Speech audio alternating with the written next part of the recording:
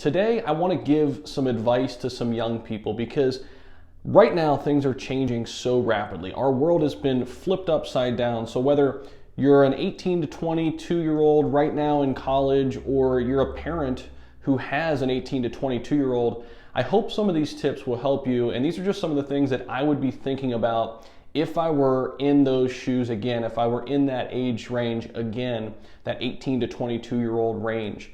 So the first thing I want to mention is start thinking about a business idea. And even if you have aspirations to become a doctor, become a firefighter, become a school teacher, that doesn't mean you can't run a business as well. We've been kind of programmed to think, oh, we've got to go work for somebody else. And that's the only thing we can do to make money, right? We got to trade our time for money. And we have to go into another place of employment where somebody else owns the business and we just have to work for them.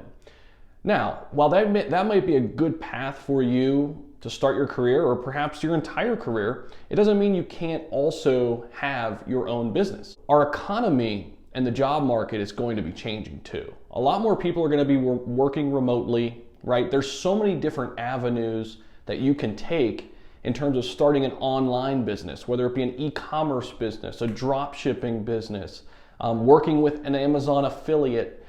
There's so many different opportunities out there, right? So I really want to challenge you while you're in college, while you're 18 to 22 right now, take some time each day and give it some thought and write things down. Talk to other people who have similar interests as you do. Right? Perhaps you could start a business with somebody while in college. So tip number 2 is start investing while you're in college. If I could go back, I would definitely have started investing earlier. Financial literacy is one thing they really don't focus on a lot during school. And I'm making sure now as a college professor that I'm letting my students know early and often that they should be investing. Even if it's $10 a week, $10 a month, anything is better than nothing. And I want to challenge you first to do a lot of homework before you start investing. Take 3 to 5 months and read everything you can about the stock market. Watch YouTube videos. There are so many great resources out there, right? And you can't really go into it with the mindset that I'm going to turn this $100 into $100,000 in a year, right? That very rarely ever happens. But getting into that long-term investing mindset, and even if it's, like I said, $10 a week over that 4-year stretch during college, you're going to be set up, when you're done with college, you're going to be set up to really springboard into the real world. The third tip that I want to talk about today is taking advantage of your network while in college. This is something that I stress to my students all the time. I don't think people realize the access they have to all of these different people from all walks of life while they're in school, while they're in college, right? Whether they're from different states, they're coming from different socioeconomic backgrounds, they're coming from different parts of the world, right? I mean, the ability to network in college, there's really nothing like it. I mean, once you get into a business or you start your own business, you're going to be speaking with a lot of the same people, right? But if you're at a university, there are so many people that you can go out and meet. So many people are reserved in that way that they don't want to throw themselves out there in new situations. But there's really nothing like it in terms of the networking opportunities that you have while in college. So, join various clubs.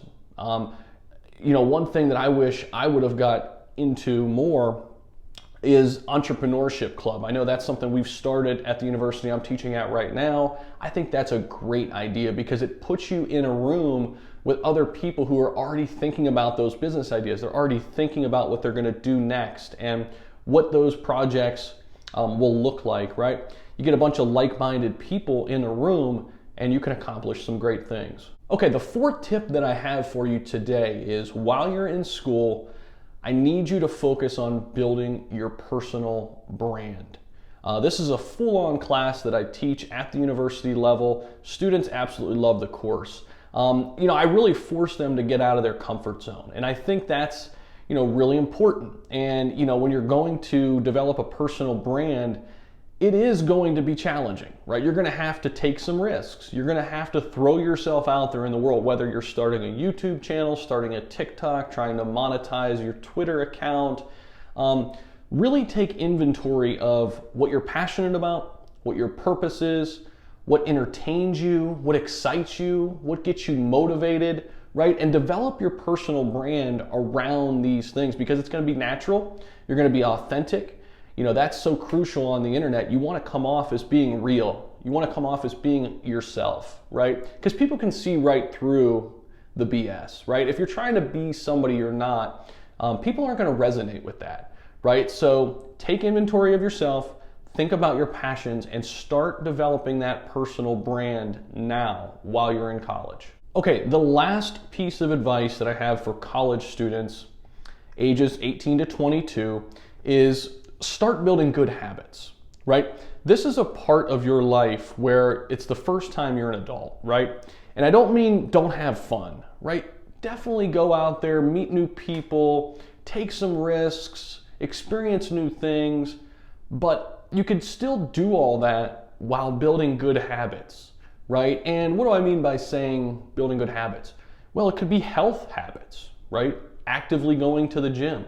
Health habits related to your mental health, right? Start practicing meditation early on. This is something I wish I would have done. I picked up meditation in my mid-20s, and I had a lot of ups and downs before then. I wish I would have got into it sooner. Take a walk, right? Take time out of your day to give yourself that check-in point, to make sure that you're physically and mentally prepared for life's challenges. So, I hope these tips helped you today. If they did, I'd really appreciate if you subscribe to the channel, hit the notification bell so you know when we put out another video, and share this with your friends if you find it useful, and I'll see you in the next one.